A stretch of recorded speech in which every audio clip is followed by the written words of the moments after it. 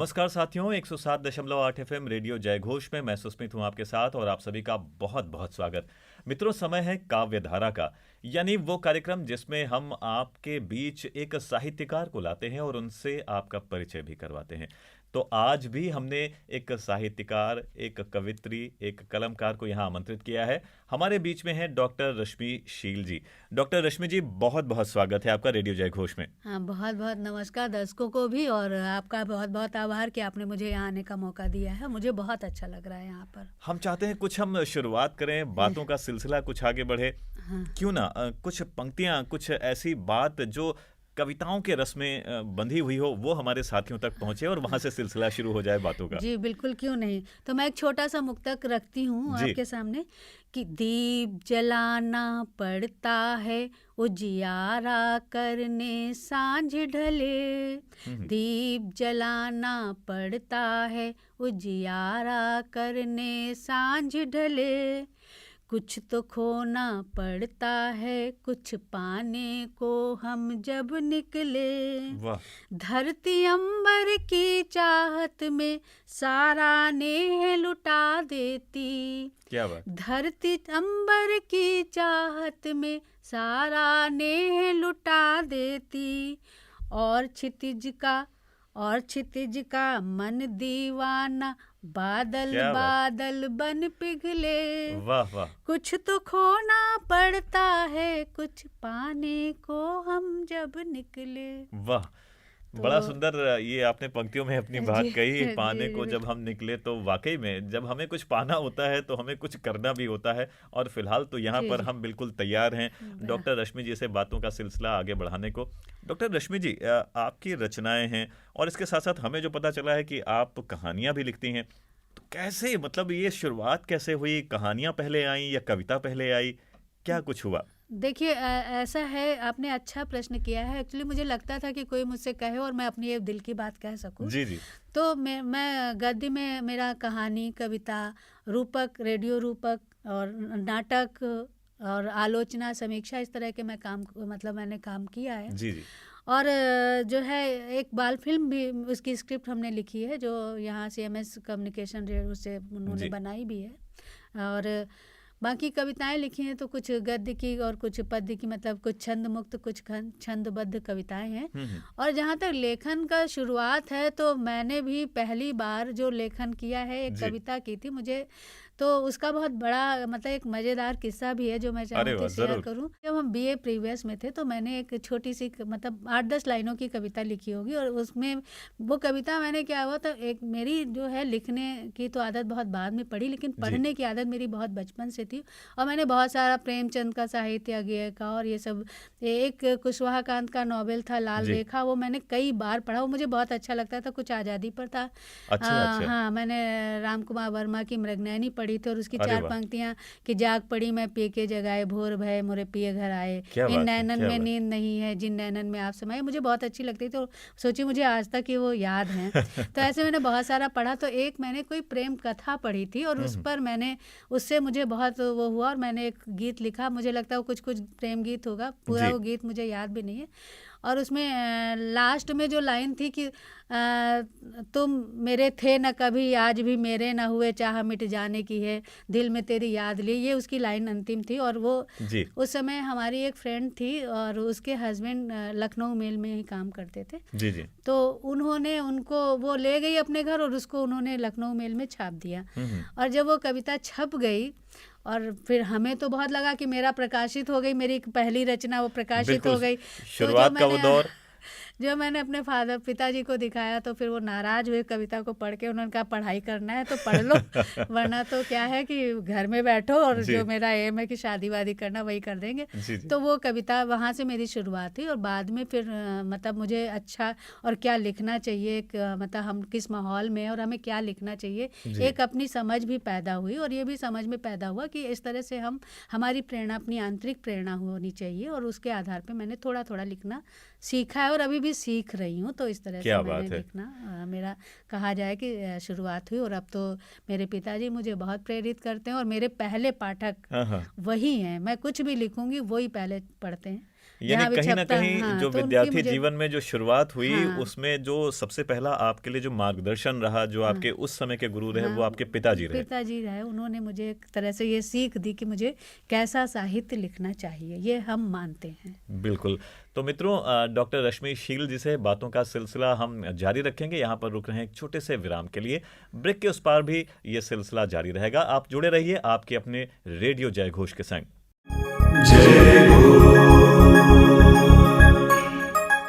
मित्रों, बहुत बहुत स्वागत है 107.8 एफएम पर और आपके साथ रेडियो जय घोष पर। मैं हूं सुस्मित और आज हमने स्टूडियो में आमंत्रित किया है डॉक्टर रश्मि शील जी को। इनसे हम बातें कर रहे हैं, कुछ बातें हम कर चुके हैं और कुछ बातों का सिलसिला आगे बढ़ाएंगे। डॉक्टर रश्मि जी, आप कहानियां भी लिखती हैं, जी जी। तो जो कहानियां हैं उनमें किस तरह के विषय होते हैं जिन पर वो कहानियां बेस्ड होती हैं? ज़्यादातर मेरे जो कहानियों के विषय हैं वो सामाजिक हैं, हम्म। और वो सामाजिक घटनाएं पहले की घटी हो सकती हैं, इतिहास से भी जुड़ी कोई घटना हो सकती है, प्लस जो समाज में हो रहा है उस पर भी मैं कहानियां, जैसे कि मेरी एक कहानी थी मन की पीर, उस नाम से मेरा कहानी संग्रह भी प्रकाशित हुआ। जी वो जब केदारनाथ में जो बाढ़ आई थी उस जी समय जी की जी। जो घटना थी, उससे मैंने बहुत सारी घटनाएं न्यूज़ में सुनी और उससे समझ कर मैंने एक कहानी लिखी थी। तो इस तरह से नोटबंदी पर एक लिखी, इस तरह से मेरी कहानियां हैं। तो मेरी हिंदी और अवधी दोनों में समान रूप से लेखन कहानियों का है। यानी हिंदी के साथ साथ आप मैंने अवधि में भी हाँ आपका जी लेखन जी, है। अवधी हमारी मातृभाषा है और क्या मैं बात। तो उसको अवधि का आपने तो जिक्र किया, तो क्या कविताओं में भी आप अवधि जी में जी, आपने लेखन किया हाँ, है? मैंने अवधी में भी कविताएं लिखी हैं। और हाँ, लेकिन ये है कि शुरू में मैंने अवधी में कविताएं आकाशवाणी में दी, लेकिन जी फिर मुझे लगा कि हम उतना ज़्यादा वो नहीं हो पा रहे, तो बाद में मैं अवधी कविताओं की मतलब की जगह पर मैं कहानियों पे आ गई, और अब मेरी अवधी कहानियाँ ज़्यादा जाती हैं। लेकिन हाँ, मेरी कुछ कविताएं हैं अवधी पर। तो तो यहाँ पर आपने कविताओं की बात की और अवधि की भी बात की, तो हमारा मित्रों मोह मेरा यहाँ पर जाग रहा है कि मैं आप तक डॉक्टर रश्मि जी से कहूँ कि कुछ यहाँ पर कोई कविता, भले वो अवधि की हमें सुनाए तो हमें और मजा आएगा, या जो भी उनको यहाँ पर लग रहा हो, एक कविता यहाँ पर होनी चाहिए। तो हम आग्रह करेंगे डॉक्टर रश्मि जी से कि अपनी वो एक कविता से हम सभी को जोड़ें और वो हम तक पहुँचाएं। जी, मैं ज़रूर, मैं ये तो मुझे बहुत अच्छा लग रहा है कि मैं अपनी मातृभाषा में इस चैनल के माध्यम से जी अपनी बात कह सकती हूँ। और जो कविता मैं आपके सामने रखने जा रही हूँ, वो कविता एक्चुअली मेरी जो अवधि का, चाहे वो कहानी हो या कविता, उसका जी। लेखन सिर्फ ये, मतलब मेरे दिमाग में ये भी रहता है कि हम जो लिख रहे हैं वो गाँव के परिप्रेक्ष्य में उसकी कोई उपयोगिता भी हो। और मुझे लगता है वहाँ पे हम बातें बहुत करते हैं, लेकिन जागरूकता की वहाँ पे अभी ज़रूरत पड़ती है और पढ़ती है। होनी चाहिए। और उसका सबसे अच्छा माध्यम होता है कि हम प्रत्यक्ष रूप से आपसे ये ना कहें कि आप ये करो, हम एक कोई माध्यम बनाकर अगर आप प्रत्यक्ष रूप से कहते हैं तो उसका प्रभाव कुछ ज़्यादा पड़ता है, क्योंकि उनको ये नहीं लगता कि हम उपदेश दे रहे हैं, जी जी जी। है ना। तो वो एक बात सुनते हैं और उसको ग्रहण करते हैं। और शायद ये नौटंकी और ये सब इसीलिए वहाँ पे फेमस भी हुई, फेमस है। क्योंकि वो जो है डायलॉग याद कर लेते हैं वहाँ के, उनको जो बिल्कुल बहुत बिल्कुल। पसंद आते हैं। तो इसलिए मुझे लगता है कि ये अच्छा माध्यम, और मैं एक कविता इस मंच के माध्यम से ज़रूर देना चाहूँगी अवधि की। और ये कविता मेरी इस बात को लेकर के है कि हम बेटी और बेटियों का जो एक वो रखते हैं गाँव जी में, शहरों में तो हम बहुत मान रहे हैं कि नहीं फ़र्क, लेकिन गाँव में अभी ये चीज़ें देखने देखने को को मिलती हैं। मिलती हैं। तो मैं उनको ये बताना चाहती हूँ कि बेटियां भी जो हैं उसी विधाता की देन है जिसने पुत्रों को जन्म दिया, और उनके बिना बिल्कुल। सृष्टि नहीं चल सकती है। तो मैं इसी बात को लेकर के एक गीत आपके सामने रखती हूँ जरूर, स्वागत है। कि बिटिया विधि की अनुपम कृति है, धूरी न वही पर डारो, वही का जन्म सफल होई जाई ऐसन काज सचारो। क्या बात। वही का जन्म सफल होई जाई ऐसन काज सचारो। नारी के जन्म तो काभा वह लक्ष्मी अवतार है, दुर्गा चंडी सिया भवानी नतमस्तक संसार है।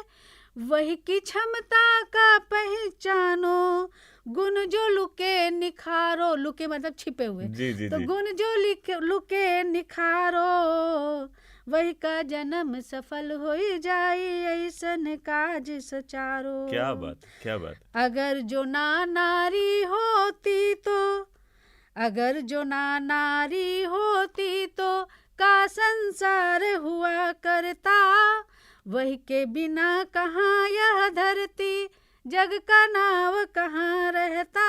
हाँ हाँ वही की महिमा से मंडित होई, वही की महिमा से मंडित होई, रूप भयो जग न्यारो। वही का जन्म सफल होई जाई, ऐसन काज सचारो। क्या बात। नारी से ही जन्म भवा है, गांधी और कबीर का, राम किशन और नानक गौतम, राजा और फकीर का। इतना सबल रूप है जही का, इतना सबल रूप है जही का, अबला नाही पुकारो। क्या बात है, क्या बात। वही का जन्म सफल होई जाई, ऐसन काज सचारो। और ये बात हम क्यों कह रहे हैं हाँ हाँ कि पति की रही अभिन्न हमेशा, वाम अंग अधिकारी है। पति की रही अभिन्न हमेशा, वाम अंग अधिकारी है। जननी वो है, भगिनी वो है, शीलवान सदाचारी है। क्या बात। मन में फांस फंसी है कोरी, सील ही आते निकारो। मन में फांस फंसी है कोरी, सूल ही आते निकारो। वही का जन्म सफल होई जाई, ऐसन काज सचारो। और आखिरी बंद है कि कारण करता दूनो ही तो रही सर्वदा नारी है। क्या बात। भोग योग भोग का रूप सलोना, मन सत रूपा नारी है। जही विधि से होई सके ताहि विधि, जही विधि से होई सके ताहि विधि, जीवन वाही सवारो। क्या बात। वही का जन्म सफल होई जाई, ऐसन काज सचारो। क्या बात। वही का जन्म सफल होई जाई, ऐसन काज सचारो। क्या बात है। आपने इस अवधि के माध्यम से तो हमें कहते हैं ना, अपना कुछ जो एक अपनेपन का भाव आता है, एक लगता है जैसे हम अपनी माटी से सीधे सीधे जुड़ गए, एक वो आत्मीयता महसूस होती है। तो अवधि में भी कुछ ऐसा ही रंग है, और आपने अवधि में बड़ी खूबसूरती से अपनी बात रखी, और किस तरह से बेटियों का क्या उनका स्थान है, ये आपने बड़ा सुंदर अपनी रचना के माध्यम से बताया। आप भी एक बेटी हैं, और मेरी भी एक बेटी, आपकी भी बेटी है, और आप एक साहित्यकार भी हैं, आप रचना धर्मिता भी कर रही हैं। तो जब आपने ये शुरू किया तो आपने क्या कुछ देखा, एक महिला होने के नाते आपको क्या कुछ कठिनाइयाँ उस दौर में फेस करनी पड़ी लेखन में जब आपने शुरुआत की, या बहुत स्मूथली सब कुछ होता चला गया? कैसा रहा ये आपका सफ़र? नहीं, लेखन में देखिए ऐसा है कि लेखन तो ये बात अलग है कि हम जो मेरे साथ क्या सबके साथ मुझे लगता है ऐसा ही होता है कि लेखन, जैसे लोग कहते हैं ना मैं बाथरूम सिंगर हूँ, वैसे ही लेखन भी है जो जो शुरू होता है वो छुप छुप के होता है कि मुझे भी जो लगता था अच्छा या बुरा, जो मैं फील करती थी अपने घर परिवार को लेकर, वो मैंने लिखना शुरू किया। और धीरे धीरे जो हमने पढ़ाई के बाद स्कूल में टीचिंग की, तो उस समय उसका मुझे बहुत, जब कार्यक्रम करवाते थे वो चीज़ें मेरी उसमें निकल के आती थी, मैं उसमें अपनी चीज़ें जोड़ती रहती थी, यानी तो उनसे कहीं ना कहीं मदद मिलती थी। मदद मिलती। तो फिर धीरे धीरे हम उसमें भी आए, रेडियो में जुड़े और आकाशवाणी में वहाँ पे कहानियाँ पढ़ने लगे। तो जब हमने वहाँ पे अवधि कहानियाँ पढ़ी तो उन्होंने बहुत इंस्पायर किया कि आप अवधि अच्छा लिखती हैं, और चूंकि ऐसी ठेठ अवधि आपकी मातृभाषा है तो जितनी अच्छी और फ्लो में आप कर पाती हैं वो मुझे बहुत अच्छी लगती। तो खैर वहाँ से धीरे धीरे, और ऐसे ही धीरे धीरे खड़ी बोली में भी उतरे। अब जहाँ तक नारियों के लेखन की बात है, तो अगर हम उस पर कंपटीशन करें तो ये बात तो एकदम तय है कि नारियों को वो मौके थोड़ा बाद में मिलते हैं। और दूसरी बात क्या है कि नारियों की अपनी हिचक और है भी, और होनी भी चाहिए, क्योंकि अगर एक स्त्री मंच पर कविता पढ़ने जाती है तो आपने देखा है कि मंच में क्या है कि एक एक कविता पढ़ने के लिए इतना बड़ा मंच होता है, बहुत देर में नंबर आता, पूरी पूरी रात हो जाती है और लोग वहाँ पे कविता के लिए बैठते और कविता सुनाते हैं, तो वहाँ बहुत अच्छा लगता है। लेकिन जो घर की जिम्मेदारियाँ वो बहुत बाधित होती है, इसलिए मंच में ये एक तो परेशानी होती है, पुरुषों को कोई नहीं रोकता है, और महिलाओं को अगर कोई ना भी रोके तो तो उनकी जो जिम्मेदारियां वो खुद उनके सर पे हावी हो जाती हैं कि जी, घर पे जी। जाना है, इतने काम बाकी हैं और ये सब, तो ये तो उनके मार्ग की कठिनाइयां हैं। जी, जी। बाकी ऐसा नहीं मुझे लगता है कि कोई लिखने के लिए कोई रोकता हो कि तुम स्त्री हो मत लिखो, तुम पुरुष हो तो तुम लिखते जाओ। जी, जी। जिसकी क्षमता है, जिसकी प्रतिभा है, वो निखरती है और आगे बढ़ती है। और रही मंच की बात है तो वहाँ पे कुछ दायरे हैं, लेकिन अब ऐसा नहीं है, लोग और परिवार समझते हैं कि आप जा रहे हैं, आपके कल्चर को वो समझ रहे हैं और आपकी बिल्कुल। हॉबी को समझ रहे हैं। तो वो पहले के समय में भी रहे हैं, ऐसा नहीं है, पहले के समय में भी क्या सुमित्रा कुमारी जो है और सुभद्रा कुमारी सुभद्रा चौहान जी। कुमारी चौहान और सुमित्रा कुमारी सिन्हा जी हैं जी। और महादेवी वर्मा जी हैं। और मंच में तो महिलाओं की शुरुआत महादेवी वर्मा जी ने की थी। बिल्कुल सही कह तो रही हैं। ऐसा नहीं है, मुझे लगता है कि आपके अंदर अगर क्षमता है और करने की क्षमता के ज़्यादा आपके अंदर एक कहें कि आपके अंदर अगर एक इच्छा है तो आप उस चीज़ को कर पाते कर पाते हैं, हैं, कोई हजार रोक नहीं बाधाएं सकता तोड़ फिर। करके। हाँ बिल्कुल। बिल्कुल। बड़ी अच्छी बात बताई आपने कि आप अपने मन में एक लगन होनी चाहिए और अगर वो इच्छा शक्ति आपके अंदर है तो फिर कोई रुकावट आपको रोक नहीं सकती। यहाँ पर हम चाहेंगे कि एक और रचना हमारे जो भी साथी आपको देख रहे हैं, सुन रहे हैं, उन तक कुछ और बातें कविताओं के माध्यम से पहुँचे। तो मैं एक वैचारिक कविता जरूर रखना चाहूँगी और आप जी। कहेंगे तो मैं 2 भी रखूँगी। ज़रूर, ज़रूर। तो एक कविता तो मेरी इस पर है जो बाल मजदूरी को करके जो आजकल चल रहा है, तो वो बाल मजदूरी मुझे कहीं ना कहीं बहुत खटकती है, जो मुझे कचोटती लगता है होगी कि मन ये को वो। एक हमारे अपने समाज का एक कैंसर की तरह से रोकना चाहिए और इसका प्रयास हम सबको करना चाहिए। बिल्कुल, अपने बिल्कुल। अपने स्तर से वो जो भी आपकी क्षमता है उसके आधार पे करें।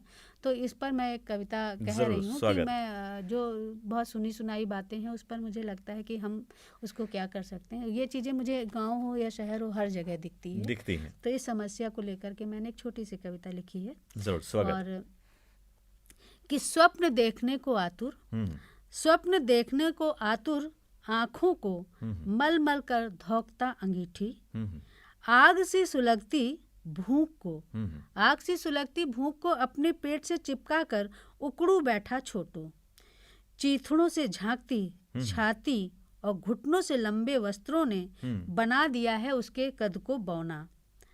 कद के चारों ओर बिखरा है उसका संसार, और उसका संसार क्या है देखिए जी। कि कद के चारों ओर बिखरा है उसका संसार, चाय के झूठे बर्तन, मालिक की गालियां, ग्राहकों का शोर, फिरकी सी नाचती उसकी पतली टांगे। हुँ, हुँ, चाय के झूठे बर्तन, मालिक की गालियां, ग्राहकों का शोर, फिरकी सी नाचती उसकी पतली टांगे, हुँ, हुँ, ठंड से कांपता शरीर, जी। सर पर चमकता रोटी सरीखा चांद। क्या बात। ठंड से कांपता शरीर, सर पर चमकता रोटी सरीखा चांद, हाथ की लकीरों से गहरा है उसका खुरदरापन। हुँ, हुँ, वक्त ने सौंपा है उसे, वक्त ने सौंपा है उसे अपने होने का तिल तिल कर मरता एहसास। वाह। कैसे कह दूं, कैसे कह दूं कि नन्हे मुन्ने तेरी मुट्ठी में तेरी तकदीर है, तेरी मुट्ठी में तेरी तकदीर है, तेरी मुट्ठी में तेरी तकदीर है। क्या धन्यवाद। बात है। बहुत ही आपने एक ऐसी भावुक रचना आप पढ़ी जो निश्चित रूप से हमें सोचने को कहीं न कहीं मजबूर करती है कि हमें भी इस दिशा में सोचना चाहिए और यथासंभव हमसे जो कुछ हो वो प्रयास भी करना चाहिए। क्योंकि बच्चे हैं, वो हमारे भविष्य हमारे हैं, यहाँ हमारे जब हम आने वाले। कहते हैं कि देश का भविष्य है, जी, तो उस भविष्य को सुधारने की जिम्मेदारी भी हमारी और बिल्कुल। अगर आपकी है। हमारा भविष्य मजबूत होगा तो हमारा समय भी अच्छा होगा और हमारा देश और बेहतर होगा।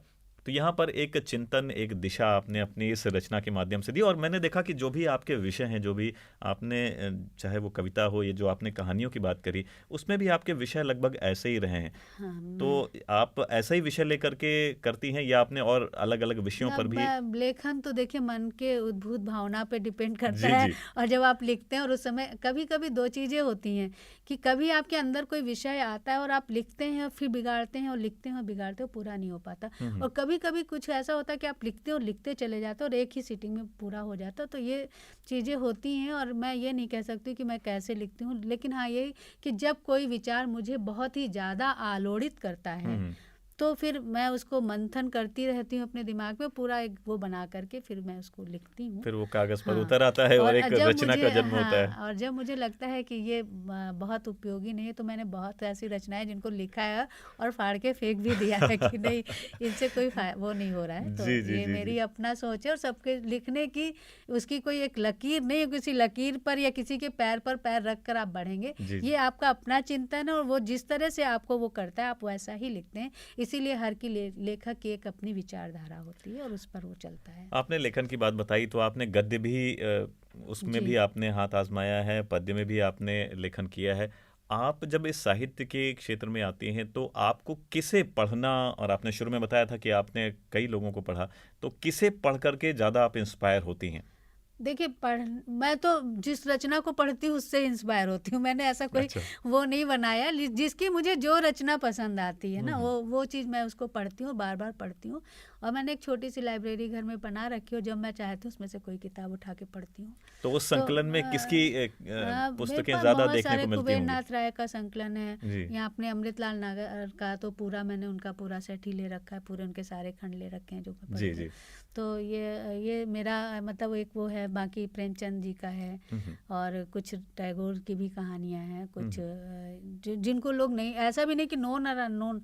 मेरे पास एक कानपुर के सुधीर निगम जी हैं, उनके नॉवेल मैंने पढ़े, बहुत अच्छे लगे। जी तो अमिता दुबे का भी पढ़ा। अब ये नहीं कि ये नए हैं, ये जी जी पुराने जी। हैं, जो मुझे अच्छा लगता है। आपने नए लोगों मेरा का भी नाम मैं लिया। नए का भी और पढ़ती हूँ, पुराने का भी। शिवानी को मैंने बहुत पढ़ा है, वृंदावन लाल वर्मा को पढ़ा है, जी जी गोपाल चतुर्वेदी जी को भी पढ़ा है, और धर्मवीर भारती को भी मैंने उनका भी पूरा साहित्य पढ़ा है। उन पर जी। मेरी एक किताब भी आई, ये हिंदी संस्थान ने छापी, धर्मवीर भारती के व्यक्तित्व और कृतित्व को लेकर। जी जी तो ये ऐसा मेरा कोई बहुत, मैं ये नहीं कह सकती कि मुझे ये पसंद है और ये नहीं पसंद है। जी जी। मुझे निराला, हाँ एक बात है, मुझे निराला बहुत पसंद है, क्योंकि क्या उनकी बात। जैसी वाणी और उनके जैसे शब्दों का चुनाव, और वो सब बहुत सीखने वाली बात है। उनके नाम में ही और निराला है और हाँ, तो उनका वो साहित्य चीज़ें भी तो बिल्कुल हाँ, निराला तो है। इस टाइप की चीज़ें हैं। जी जी जयशंकर प्रसाद मुझे बहुत पसंद है, महादेवी वर्मा को मैंने खूब पढ़ा है। जी जी। तो मैं ज़्यादातर मैंने उसके बाद अगर हम ऊपर जाएँ तो मैंने तुलसी और कबीर और इनको भी खूब पढ़ा है। बिहारी के मुझे बहुत सारे दोहे याद हैं, क्या क्योंकि बात है। वो मुझे बहुत पसंद लगते हैं। तो हम ये नहीं कह सकते कि मेरी पसंद क्या है, मुझे सब पसंद आता है पढ़ने का। जी और इवन मैं अगर बैठी हूँ और मुझे कोई कटिंग भी मिल जाती है तो वो भी मैं पढ़ने लगती हूँ कि देखिए इसमें क्या लिखा हुआ है। तो हम कह नहीं सकते कि मुझे जी जी। किसको मैं कहूँ कि ये नंबर 1 है, ये नंबर 2 है। तो मित्रों, यहाँ पर एक बात निकल के सामने आई, मैं जो इतनी देर से सुन रहा था, समझ रहा था कि अगर आप कुछ अच्छा लिखना चाहते हैं, अगर आप चाहते हैं कि आपका लेखन मजबूत हो, स्वस्थ हो और एक अच्छी उसमें सोच हो, तो उसके लिए पढ़ना बेहद ज़रूरी है। हाँ, वो तो ज़रूर। कहना आप तो यही है कि आप 10 पेज पढ़ें तब कहीं 1 पेज लिखें। जी, यानी आप पढ़िए और खूब पढ़िए, और जितना जो हमारे बड़े-बड़े साहित्यकार रहे हैं, पुराने साहित्यकार रहे हैं, उनको जितना आप पढ़ेंगे, आपको बहुत कुछ सीखने को मिलेगा, समझने जी। को मिलेगा। चाहे फिर वो सूर, कबीर, तुलसी रहे हों, या उसके बाद के लोग मैथिली शरण गुप्त हैं, निराला जी हैं, हजारी प्रसाद द्विवेदी हैं, इस तरह के जो भी साहित्यकार हैं, उनको आप पढ़ें। और इनके साथ-साथ जो नए रचनाकार हैं, उनमें भी बहुत कुछ मिलता है। बहुत पोटेंशियल है। आपने पुरानों को भी पढ़ा है, मैंने नए लोगों को जी, भी जी। आपने पढ़ा है। क्या कुछ लगता है, क्या परिवर्तन दिखता है? किस तरह का आजकल जो लेखन चल रहा है उसमें अब अगर कैसा लग रहा है? देखिए विचारधारा तो सब ऐसा नहीं है। आज भी लोग रामायण और महाभारत से इंस्पायर होकर के उनके उस पर लिख रहे हैं, सब कुछ जी। लिख रहे हैं। लेकिन अगर अंतर देखें तो मुझे लगता है विषय वस्तु तो लमसम वही जाके हो जाते। कुछ नए विषय जो उनके ज़माने में थे वो उठाते थे, और कुछ नए विषय जो हमारे ज़माने में हैं उनको हम उठाते हैं, जो पहले थे ही नहीं उनको जी। अब, और जो अब आए हैं। अभी कोरोना जिस समय नहीं था जी, जी, तो जी। वहाँ नहीं लिखा गया, लेकिन आज है तो कोरोना पर लिखा जा रहा है। तो लिखा जा विषय रहा है। वस्तु का तो ये अंतर है। तो वो मुझे लगता है कि जिस समय जो घटनाएं होती वो आपको इंस्पायर करती।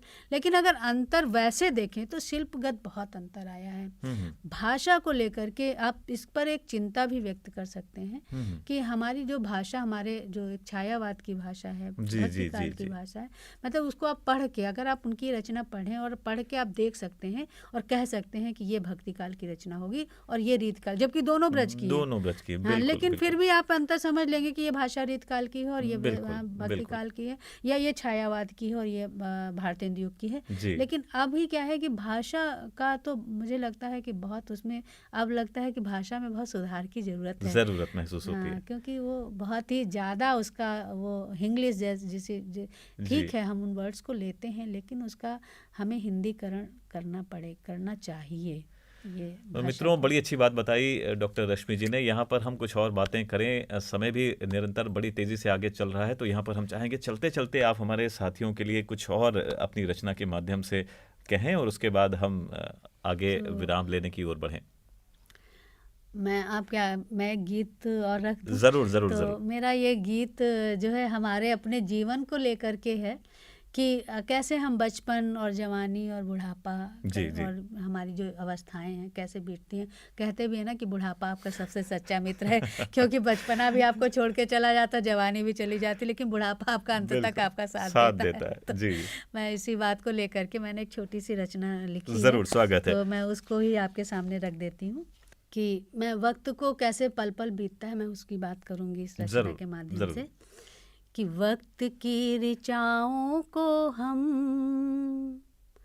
शब्द शब्द बाँच रहे रे मना।